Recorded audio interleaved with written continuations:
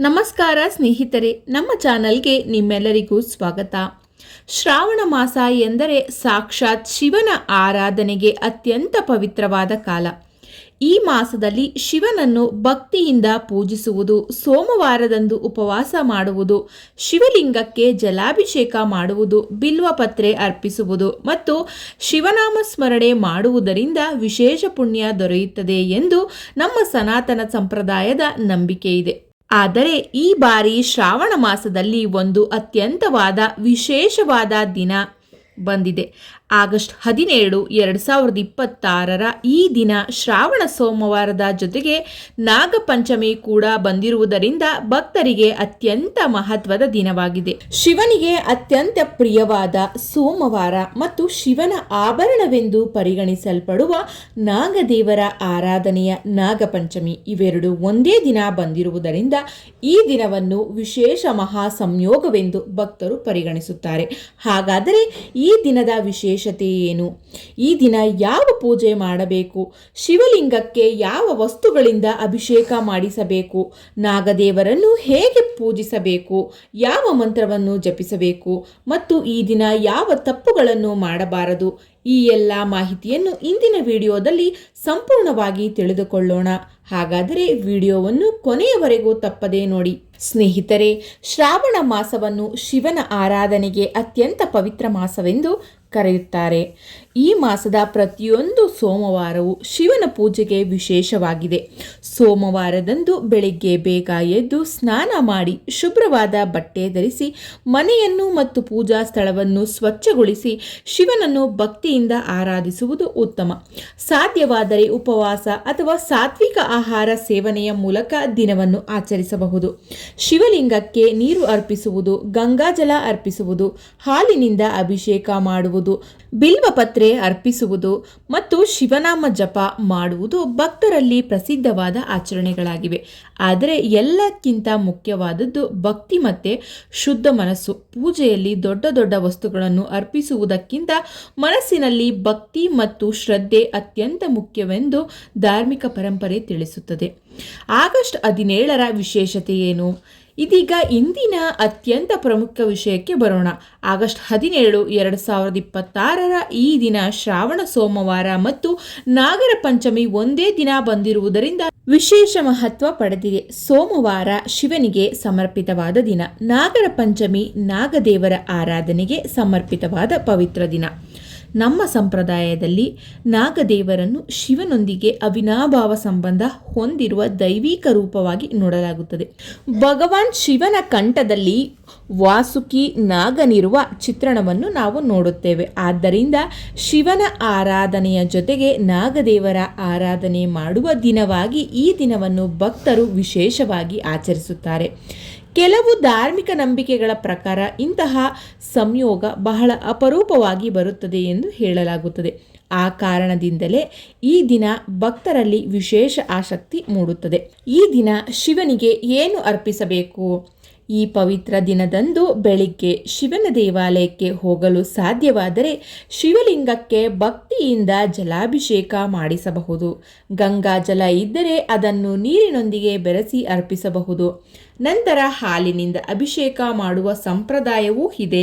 ಅಭಿಷೇಕದ ನಂತರ ಶಿವಲಿಂಗಕ್ಕೆ ಶ್ರೀಗಂಧವನ್ನು ಅರ್ಪಿಸಿ ಬಿಲ್ವಪತ್ರೆಯಿಂದ ಭಕ್ತಿಯಿಂದ ಸಮರ್ಪಿಸಿ ಧೂಪ ದೀಪ ಬೆಳಗಿಸಿ ನೈವೇದ್ಯವನ್ನು ಅರ್ಪಿಸಿ ಶಿವನಿಗೆ ಆರತಿ ಮಾಡಿಸಬಹುದು. ಬಿಲ್ವಪತ್ರೆ ಅರ್ಪಿಸುವಾಗ ಮನಸ್ಸಿನಲ್ಲಿ ಶಿವನನ್ನು ಸ್ಮರಿಸಿ ಓಂ ನಮಃ ಶಿವಾಯ ಎಂದು ಜಪಿಸುವುದು ಅತ್ಯಂತ ಸರಳವಾದ ಮತ್ತು ಭಕ್ತಿಪೂರ್ವಕ ಆಚರಣೆ. ಸಾಧ್ಯವಾದಷ್ಟು ಬಾರಿ ಶಿವನ ನಾಮ ಜಪ ಮಾಡಿ ಮನಸ್ಸಿನಲ್ಲಿರುವ ಕಷ್ಟಗಳು, ಭಯಗಳು ಮತ್ತು ಚಿಂತೆಗಳನ್ನು ಶಿವನ ಪಾದದಲ್ಲಿ ಸಮರ್ಪಿಸಿ. ನಾಗಪಂಚಮಿಯಂದು ನಾಗದೇವರ ಪೂಜೆ. ಸ್ನೇಹಿತರೆ, ನಾಗಪಂಚಮಿ ಎಂದರೆ ನಾಗದೇವರ ಆರಾಧನೆಯ ಪವಿತ್ರ ದಿನ. ಈ ದಿನ ನಾಗದೇವರನ್ನು ಭಕ್ತಿಯಿಂದ ಪೂಜಿಸುವ ಸಂಪ್ರದಾಯ ನಮ್ಮಲ್ಲಿ ಬಹಳ ಹಿಂದಿನಿಂದಲೂ ಇದೆ. ನಾಗದೇವರ ಚಿತ್ರ ಅಥವಾ ವಿಗ್ರಹದ ಮುಂದೆ ದೀಪ ಬೆಳಗಿಸಿ ಹೂವುಗಳನ್ನು ಸಮರ್ಪಿಸಿ ಅರಿಶಿಣ ಕುಂಕುಮ ಸಮರ್ಪಿಸಿ ಭಕ್ತಿಯಿಂದ ಪ್ರಾರ್ಥಿಸಬಹುದು. ಆದರೆ ಒಂದು ವಿಷಯ ನೆನಪಿನಲ್ಲಿಡಿ, ಜೀವಂತ ಹಾವುಗಳಿಗೆ ಹಾಲು ಕುಡಿಸುವುದು ಅಥವಾ ಹಾವುಗಳಿಗೆ ಹಾನಿಯಾಗುವ ರೀತಿಯಲ್ಲಿ ಪೂಜೆ ಮಾಡುವುದು ಬೇಡ. ನಾಗದೇವರನ್ನು ಪ್ರತಿನಿಧಿಸುವ ಚಿತ್ರ ಅಥವಾ ನಾಗದೇವರ ದೇವಾಲಯದಲ್ಲಿ ಪ್ರತಿಷ್ಠಾಪಿಸಿರುವ ನಾಗರ ಕಲ್ಲುಗಳಿಗೆ ಪೂಜೆ ಮಾಡುವುದು ಸೂಕ್ತ. ಪ್ರಕೃತಿಯಲ್ಲಿರುವ ಹಾವುಗಳು ಮತ್ತು ಇತರೆ ಜೀವಿಗಳನ್ನು ರಕ್ಷಿಸುವುದು ನಮ್ಮ ಧರ್ಮ. ಈ ದಿನ ಶಿವನ ಒಂದು ವಿಶೇಷ ನಾಮವನ್ನು ಸ್ಮರಿಸಬಹುದು. ಅದು ಪಶುಪತಿನಾಥ. ಪಶುಪತಿ ಎಂದರೆ ಎಲ್ಲ ಜೀವಿಗಳ ಅಧಿಪತಿ. ಭಗವಾನ್ ಶಿವನನ್ನು ಸಮಸ್ತ ಜೀವಿಗಳ ರಕ್ಷಕ ಮತ್ತು ಮಾರ್ಗದರ್ಶಕನಾಗಿ ಆರಾಧಿಸಲಾಗುತ್ತದೆ. ಆದ್ದರಿಂದ ಈ ಪವಿತ್ರ ದಿನದಂದು ಓಂ ಪಶುಪತಿನಾಥಾಯ ನಮಃ ಎಂದು ಭಕ್ತಿಯಿಂದ ಜಪಿಸಬಹುದು. ಜಪ ಮಾಡುವಾಗ ಮನಸ್ಸನ್ನು ಶಾಂತವಾಗಿಟ್ಟುಕೊಂಡು ಶಿವನ ಧ್ಯಾನ ಮಾಡುವುದು ಉತ್ತಮ.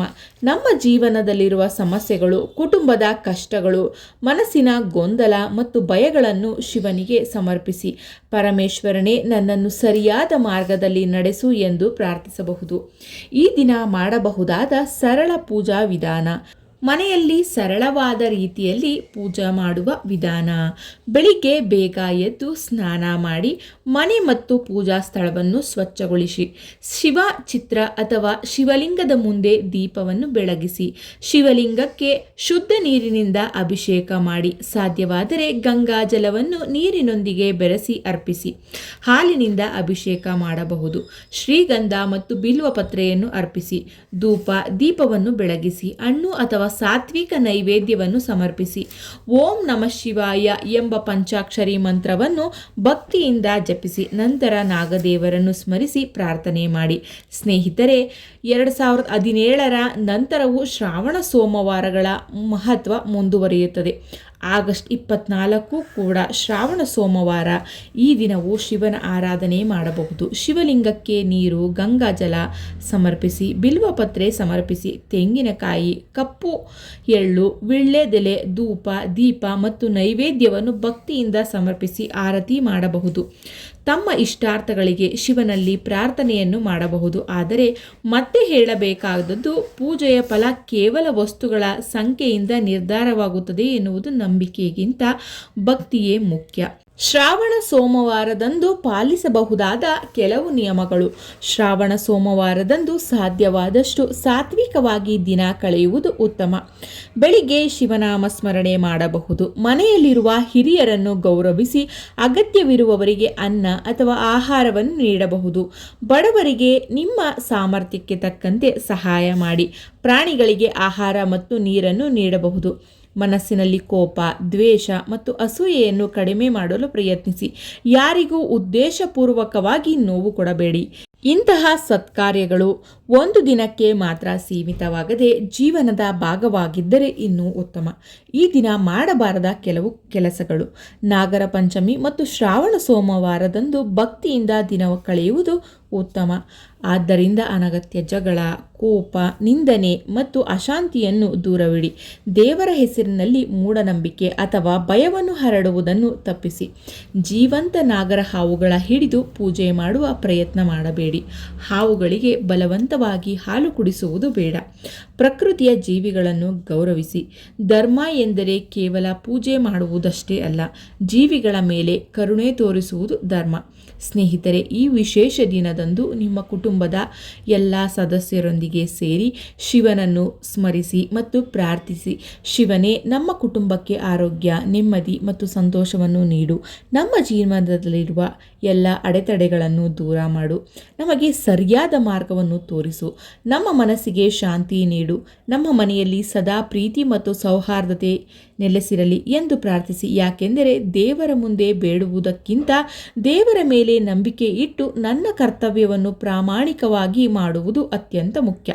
ಹಾಗಾದರೆ ಸ್ನೇಹಿತರೆ, ಆಗಸ್ಟ್ 17, 2026 ಶ್ರಾವಣ ಸೋಮವಾರದ ಜೊತೆಗೆ ನಾಗರ ಪಂಚಮಿ ಬಂದಿರುವುದರಿಂದ ಈ ದಿನ ಭಕ್ತರಿಗೆ ವಿಶೇಷವಾಗಿ ಶಿವನ ಆರಾಧನೆ, ನಾಗದೇವರ ಸ್ಮರಣೆ, ಬಿಲ್ವಪತ್ರೆ ಸಮರ್ಪಣೆ, ಜಲಾಭಿಷೇಕ, ಓಂ ನಮಃ ಶಿವಾಯ ಜಪ ಮತ್ತು ಪಶುಪತಿನಾಥನ ಸ್ಮರಣೆ ಇವೆಲ್ಲವೂ ಭಕ್ತಿಯಿಂದ ಮಾಡಬಹುದು. ಈ ದಿನದ ವಿಶೇಷತೆಯನ್ನು ಕೇವಲ ಹಣ ಅಥವಾ ಅದೃಷ್ಟದ ದೃಷ್ಟಿಯಿಂದ ನೋಡುವುದಕ್ಕಿಂತ ಆಧ್ಯಾತ್ಮಿಕವಾಗಿ ಮನಸ್ಸನ್ನು ಶುದ್ಧಿಗೊಳಿಸುವ ಮತ್ತು ಶಿವನನ್ನು ಸ್ಮರಿಸುವ ಅವಕಾಶವಾಗಿ ನೋಡೋಣ. ಶ್ರಾವಣ ಮಾಸ ನಮ್ಮೆಲ್ಲರ ಜೀವನದಲ್ಲಿ ಭಕ್ತಿ, ಶಾಂತಿ ಮತ್ತು ಸಕಾರಾತ್ಮಕತೆಯನ್ನು ತರಲಿ. ಭಗವಾನ್ ಶಿವ ಮತ್ತು ನಾಗದೇವರ ಅನುಗ್ರಹ ನಮ್ಮೆಲ್ಲರ ಮೇಲೆ ಇರಲಿ. ಹರ ಹರ ಮಹಾದೇವ. ನಮಸ್ಕಾರ ಸ್ನೇಹಿತರೆ, ಈ ಮಾಹಿತಿ ನಿಮಗೆ ಇಷ್ಟವಾಗಿದ್ದರೆ ವಿಡಿಯೋಗೆ ಲೈಕ್ ಮಾಡಿ, ನಿಮ್ಮ ಕುಟುಂಬ ಮತ್ತು ಸ್ನೇಹಿತರೊಂದಿಗೆ ಮಾಹಿತಿಯನ್ನು ಹಂಚಿಕೊಳ್ಳಿ. ಇಂತಹ ಧಾರ್ಮಿಕ ಮತ್ತು ಸಂಪ್ರದಾಯ ಮಾಹಿತಿಗಳಿಗಾಗಿ ನಮ್ಮ ಸಂಪ್ರದಾಯ ಮಾಹಿತಿ ಯೂಟ್ಯೂಬ್ ಚಾನಲನ್ನು ಸಬ್ಸ್ಕ್ರೈಬ್ ಮಾಡಿಕೊಳ್ಳಿ. ಮತ್ತೊಂದು ಆಸಕ್ತಿದಾಯಕ ಮಾಹಿತಿಯೊಂದಿಗೆ ಮತ್ತೆ ಭೇಟಿಯಾಗೋಣ. ಧನ್ಯವಾದಗಳು.